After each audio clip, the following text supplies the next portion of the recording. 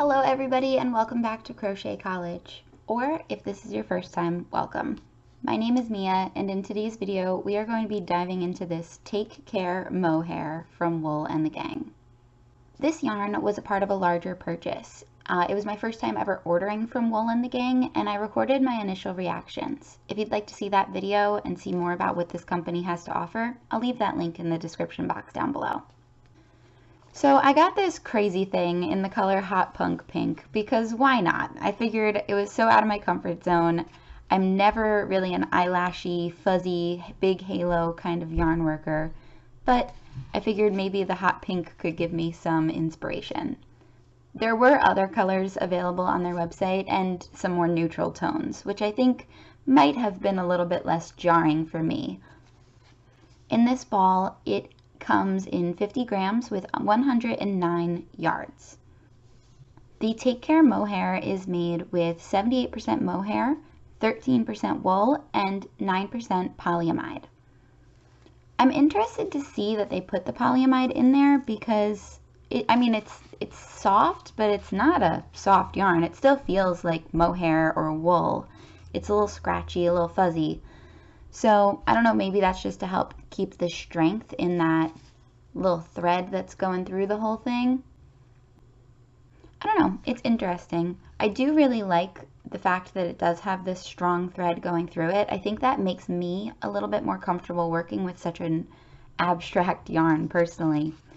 So this yarn was made in South Africa, and one thing that I continuously am noticing with Wool and the Gang is they usually only put a knitting needle recommendation on their yarn. I don't know if it's because they think this yarn would be better for knitters than crocheters, which it might be, or what. I just would like to see them pay more attention to the other half of this community where we're not all knitters, some of us are just crocheters, and vice versa. So it's nice when the yarn is geared for both. So I'm going to take off the wrapper so we can see the wash instructions. Okay, so for this yarn, they want you to hand wash it on cold under 30 degrees. I'm imagining you want to hand wash this because it's already shedding. It's a very loosely spun yarn to create that big halo, and if you threw it in the wash, you'd probably wind up only having that tiny thread left over. Do not bleach, do not tumble dry, do not iron, lay flat to dry. So this yarn, it's very light and it's very fluffy. I've never worked with a yarn like this before, and they don't give me a starting place on where I should be thinking about a crochet hook. Because it has this tiny little thread running through it, I don't want to go as big as 10 millimeters. I think that's just going to create too loose of a fabric. Instead, I'm going to go in with a 6.5 millimeter crochet hook and create a little 4" by 4" square so we can see how it works up. Okay, so I've used a 6.5 millimeter crochet hook to work up a nice small swatch of this yarn. It took me 8 stitches across and 10 rows to create this 4" by 4" square. And I was surprised by how easy it was for me to find the space that I needed to insert my hook. In the past, when I've used a fur or even like a fleece yarn that was granted a little bit more chunky than this one is, it was hard for me to find those stitches, and I was really crocheting without knowing where I was going, and I had to rely fully on stitch count. For this, I was able to see what I needed to do, and it made it more manageable for me.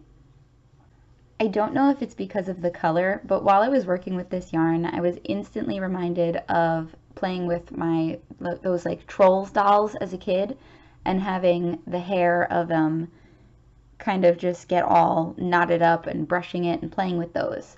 So it's probably because of the color, but that thought reminded me of my niece and how much she currently loves unicorns. So I could see this yarn being a good hair for that unicorn, or creating a unicorn mane, because it's so fuzzy and fluffy and fun. Personally, I would not be wearing this on any clothing items. I wouldn't want it that close to my skin for that long because it's a little itchy. It's that natural fur, it's mohair and wool. But even knowing that I wouldn't personally like it, that doesn't mean it's not possible.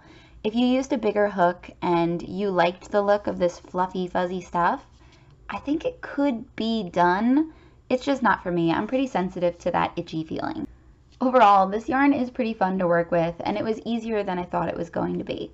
I do like how soft it is and how light it is, and I also like that I got it in this hot pink color because I think I could get inspired and create some cute things with it.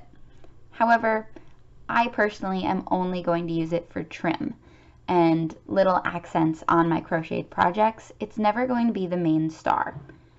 So now I've got 2 balls of it that I've got to find some projects to add it to, so wish me luck on that. But it's probably not something I'm going to ever purchase again. For those reasons, I'm only going to give this yarn a 4 out of 10. I like to see yarn that's more versatile, that can be used in a variety of ways, and this one just doesn't tick all the boxes for me. If you enjoyed this video, please remember to leave a like and subscribe to my channel so you'll be one of the first to know when I come out with a new video, tutorial, or pattern. As always, thank you guys for crocheting with me, and I hope you have an amazing rest of your day.